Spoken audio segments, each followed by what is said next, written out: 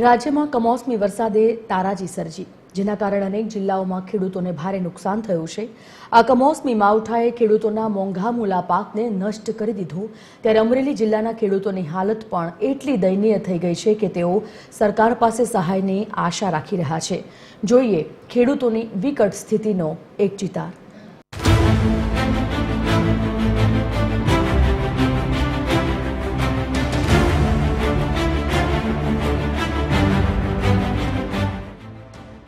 કહેવાય છે કે કુદરત રીઝે ત્યારે આકાશમાંથી સોનું વરસાવે અને રૂઠે તો પાયમાલ કરી નાખે। કુદરત સામે સૌ કોઈ લાચાર છે અને હમણાં આવી જ લાચારી અમરેલી જિલ્લાના ખેડૂતોની છે।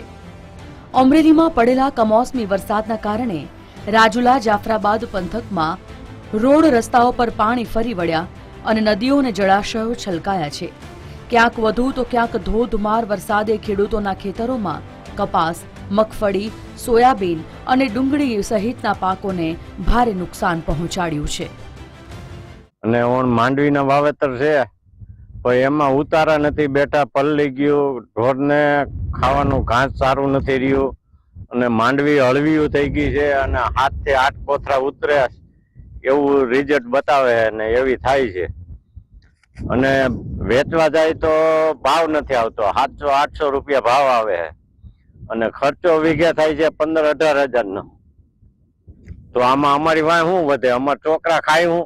કે સરકારને સેટેલાઇટમાં માંડવી ને કપાસ દેખાય છે, જયારે માવઠું ને વાવાઝોડું ને આવે છે ત્યારે સરકારને એની તીસરી કેમ નથી ખુલતી? આવું હોય તેની તીસરી નથી ખુલતી, બરોબર? અને ઓમ એને બધું દેખાય છે કે ક્યાં આવેલું છે એ બધું, અને સર્વે કરવા આવે તો એને પાથરા કે કઈ દેખાતું નથી। અને આવું પારાવાર અમારે નુકસાન શું છે? અને ખેડૂત ત્યારે કીડી મકોડા જીવ જંતુનું બધાનું પેટ ભરતો હોય તો ખેડૂત છે, ખેડૂત પુત્ર ભરે, બીજું કોઈ ભરી ન શકે। કમોસમી વરસાદના કારણે ખેડૂતોના મોંઘેરા પાકોને નુકસાન તો થયું જ છે, પરંતુ પશુના મોઢે આવેલો ચારો પણ છીનવાઈ ગયો। મોંઘેરા પાકોમાં નુકસાન થતા ખેડૂતો ચિંતિત અને દુઃખ વ્યક્ત કરી રહ્યા છે। ત્યારે ખેડૂતોની વેદનાને લઈ સાવરકુંડલાના ધારાસભ્ય અને જિલ્લા ભાજપ પ્રમુખે મુખ્યમંત્રીને પત્ર લખીને રજૂઆત પણ કરી છે। ત્યારે સરકાર દ્વારા સર્વે કરાવીને યોગ્ય વળતર ચૂકવાય તેવી આશા અને અપેક્ષાઓ ખેડૂતો સેવી રહ્યા છે।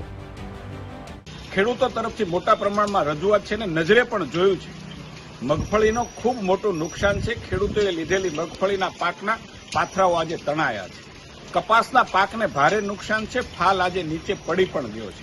અમારે સરકાર પાસે ખાસ કરીને કહેવાનું તો એટલું જ છે કે તમે દઈ દઈને અમને સહાય દો, ઈ હેક્ટરે 12,000 રૂપિયા ને એવી 24,000 બટકા નાખો।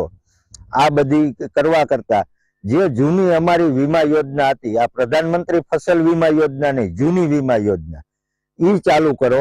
કારણ કે આમાં તો અમે આપનારો વર્ગ, ખેડૂત એટલે જે કોઈ ખેતી કરતો હોય એને ખેડૂત કહેવાય અને એ આપનારો વર્ગ છે, એનો હાથ કાયમ ઉપર હોય, એની જગ્યાએ એને માંગનારો વર્ગ બનાવી દીધો આ સરકારની નીતિને હિસાબે।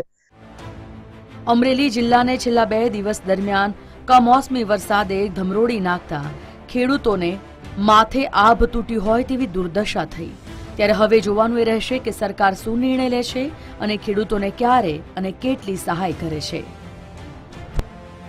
હવામાન વિભાગની આગાહી પ્રમાણે અમરેલી જિલ્લાની અંદર મેઘ તાંડવના દ્રશ્યો જોવા મળ્યા છે। જોકે અમરેલી જિલ્લાનું જે વધુમાં વધુ જો વરસાદ પડ્યો હોય તો રાજુલા, જાફરાબાદ, સાવરકુંડલા, ખાંભા, જોકે અમરેલી જિલ્લાના જે 11 તાલુકા છે, આ 11 તાલુકામાં સાર્વત્રિક વરસાદ પડ્યો છે। જોકે આપણે અમરેલી જિલ્લાનું જે છેવાડાનું ગામ છે ત્યાં જ આપણે પહોંચ્યા છીએ, ત્યારે ખેડૂતના ખેતરની રિયાલિટી ચેક કરવા માટે।